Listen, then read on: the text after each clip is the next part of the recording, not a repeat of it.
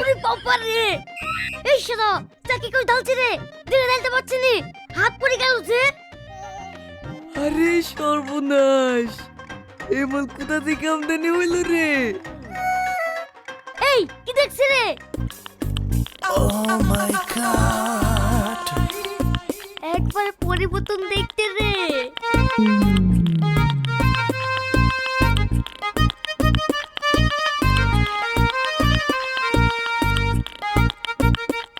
এই মাই, মেয়েটা কে রে?